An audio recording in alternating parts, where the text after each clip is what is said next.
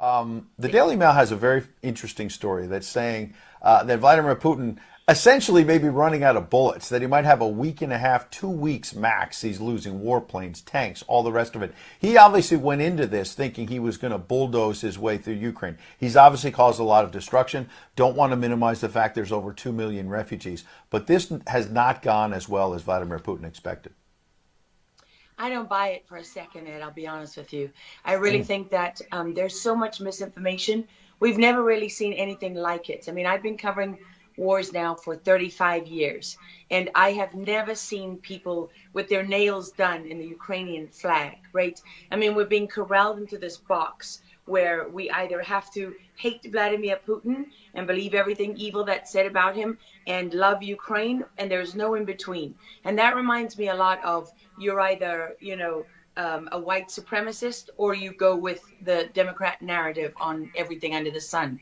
So Vladimir Putin knew exactly what he was doing when he went into Ukraine. The Russian military isn't perfect. They, for example, I've spoken to multiple defense specialists and intelligence specialists from a Defense Intelligence Agency who've studied the Russian military for years. They do have a difficulty mounting complex air operations because they do very little training hours in comparison to, for example, the United States air assets, right, our fighter jet pilots. But Russia is not struggling.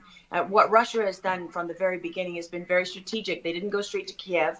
They went to all those bioweapons laboratories that are scattered all over the country. Some of them they built, so they know where they are. They've known where they are since the Soviet Union, because under the Defense Threat Reduction Program, we went in after the fall of the Soviet Union and supposedly turned those facilities from bioweapons labs into public health labs. Although, these days it's hard to believe anything that our leaders tell us, because they've lied about COVID, they lied about Russia collusion, they lied about the Ukraine impeachment trial, and there's so much more going on in Ukraine that nobody is talking about. You see such dishonesty when it comes to the history of Ukraine. You see dishonesty when it comes to the Azov battalion, which is funded by the US and NATO. I mean, you can find pictures of them online holding up the NATO flag and the swastika at the same time. Their own emblem contains the black sun of the occult, which was a Nazi SS emblem. And it also contains the sideways, lightning insignia of the SS. I mean, this is on throughout the Ukrainian military. You can see that black sun of the occult on their body armor, even on the female soldiers who are paraded in front of the world as being, such an example of Ukraine's independence and spirit and nobility. Even they are wearing the black sun of the occult. And, the White House wants you to believe, well, this doesn't matter, it's just a small number of troops. It's not true. The Azov battalion has been murdering its way through eastern Ukraine. Yeah. We don't want to admit this. This was why Crimea voted for independence. This is why Crimea wanted to be with Russia. Because we in the media, in the Western media and in the West, won't acknowledge the reality of what's gone on. Western Ukraine backed the Nazis. It was a headquarters for the Nazi SS. The CIA under Allen Dulles actually gave immunity from prosecution to the Nazis of Ukraine from the Nuremberg trials. So there's a long history of the United States and our intelligence agencies funding and arming Nazis in Ukraine. These are not like new neo-Nazi groups that sprung up. These are the actual Nazis from the Second World War, who, if you go back to the Nuremberg trials, said that they were planning for 1,000-year Reich. And so you have to really wonder, as you look at this, when you know that the CIA sponsored the color revolution in Ukraine in 2013 and 14, that they selected Ukraine's leaders, go to Victoria Nuland's leaked phone conversation where she and the US ambassador are deciding who can lead Ukraine. I mean, there's as much interference here as you could possibly imagine before you even get to Hunter Biden, Nancy Pelosi, John Kerry, and Mitt Romney, and all of their children who are employed, who earn millions from Ukrainian gas companies. Yeah, you are pointing, pardon me, to a real credibility crisis for our leaders. What troubles me about the moment that we're in is that we have such a selective and a narrow reading of history. President Zelensky may be Jewish, but he's not the only one in this who suffered during the Second World War, whose ancestors suffered, right? I mean, look at Putin. How many relatives did he lose in the siege of St. Petersburg?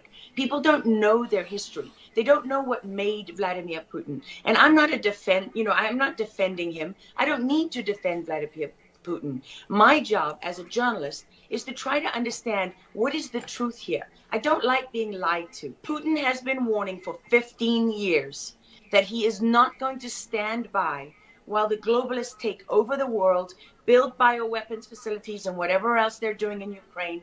Ukrainian oligarchs. Ukraine has been a center of money laundering for, many of the leaders in this country. For how long? Billions of US dollars have been laundered through Ukraine, and we say nothing about it. These are our tax dollars. I mean, before the impeachment trial, had you ever heard of anyone in the United States, us bringing in foreign governments to the White House for anti-corruption training?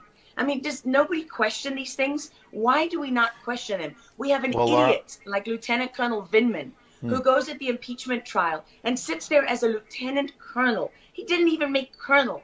And he's telling the president of the United States what his policy should be. You have a traitor in the form of Maria Yovanovitch, who was Obama's ambassador, who's telling Ukrainian government officials, don't listen to the will of the American people. Don't listen to the election results. We are the true leaders of America.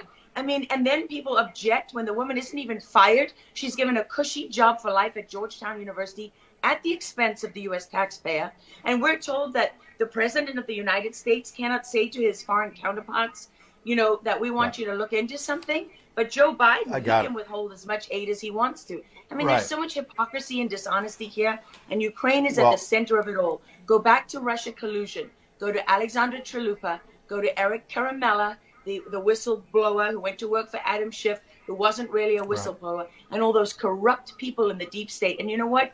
The deep state isn't a theory. It's not a conspiracy theory. It's an actual deep state. Look up the SES, the Senior Executive Service, because when that bureaucracy was ushered into law in the United States of America, that's when we got a bunch of unelected bureaucrats pulling the strings behind the scenes. And these are the people that keep lying to us.